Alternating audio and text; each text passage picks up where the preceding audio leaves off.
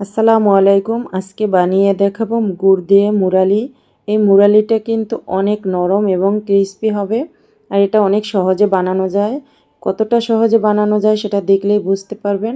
এটা খেতে কিন্তু বাহিরের মুরালির থেকে কয়েক গুণ বেশি টেস্ট হবে। এখানে বানানোর জন্য আমি নিয়ে নেব 2 কাপ আটা। কেউ চাইলে ময়দাও ব্যবহার করতে পারবে। তারপরে দিয়ে দেব হাফ চা চামচ লবণ, দিয়ে দেব 2 টেবিল চামচ তেল। তারপরে তেলের সাথে আটাটা ভালোভাবে মিশিয়ে নিতে হবে। মিশিয়ে এখন আমি নর্মাল পানি দিয়ে এটা একটা শক্ত ডো বানিয়ে নেব। আর পানিটা অল্প অল্প করে দিয়ে মেশাতে হবে।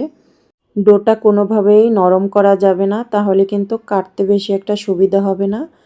শক্ত একটা ডো বানিয়ে এখন আমি 5 মিনিটের জন্য এটা রেখে দেব রেস্টে।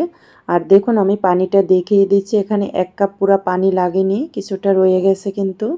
5 মিনিট পরে চলে আসলাম। এখন কিন্তু এটা অনেকটাই সফট হয়ে গেছে।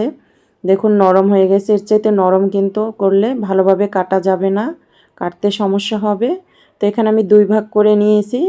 প্রথমে একটা টুকরো আমি ভালোভাবে আবার একটু মিশিয়ে এখন মোটা সাইজের একটা রুটি বেলে নেব। আর উপরে সামান্য একটু কর্নফ্লাওয়ার ছিটিয়ে দিয়েছি। এখানে আটার পরিবর্তে কর্নফ্লাওয়ারটা দেওয়ারই চেষ্টা করবেন, তাতে করে কিন্তু যখন তেলের মধ্যে এই মোরালিগুলি ভাজবো তখন কিন্তু তেলটা কালো হয়ে যাবে না। আর যদি আটা দিয়ে ভাজি তাহলে কিন্তু দেখা যায় অনেক সময় তেলটা পুড়ে কালো হয়ে যায়। তো এখন আমি ছুরি দিয়ে কিন্তু কেটে নিলাম লম্বা লম্বা করে। তারপরে আমি মোটা করে একটু মুরালিগুলি কেটে নিলাম ছুরির সাহায্যে। তো আমি এভাবে করে কেটে নিয়েছি, কারণ মুরালি কিন্তু সাধারণত একটু মোটাই হয় সাইজে, সেই জন্য আমি এভাবে করে কেটে নিয়েছি। এখন এর উপরে আমি আবার একটু কর্নফ্লাওয়ার ছিটিয়ে দিলাম, যাতে করে একটার সাথে আরেকটা লেগে না যায়। তারপরে গরম তেলের মধ্যে এগুলি আমি দিয়ে দিব। আর অবশ্যই দেওয়ার সময় গরম তেলেই দিতে হবে, ঠান্ডা তেলে কখনোই দিতে যাবেন না, তাহলে কিন্তু মোরালিগুলি এভাবে ফুলে উঠবে না। দেখতে পাচ্ছেন মোরালিগুলি কত সুন্দরভাবে ফুলে উঠেছে।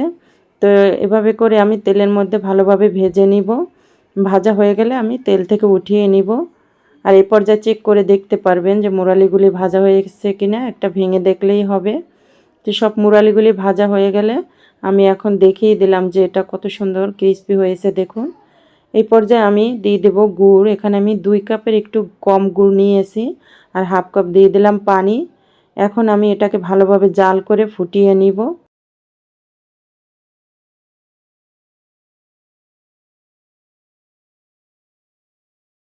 গুড়টা হয়েছে সেটা কিভাবে চেক করবেন আমি দেখিয়ে দিচ্ছি।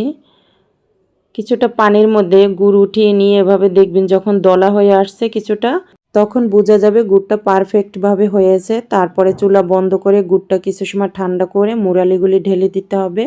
আর এভাবে করে উল্টে পাল্টে মিশিয়ে নিতে হবে, অনবরত লাড়তে হবে।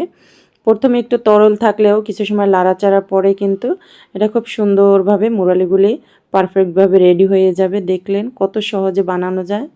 এই যে আমি দেখিয়ে দিলাম, অনেক ক্রিস্পি হয়েছে। এগুলো আমি কিন্তু কয়েক মাস রেখে খাওয়া যাবে। এই মুরালিগুলি কিন্তু বাহিরের থেকেও অনেক মজার হয়। এখানেই আমি আজকে ভিডিওটি শেষ করলাম। পরবর্তী নতুন কোনো ভিডিও নিয়ে চলে আসব।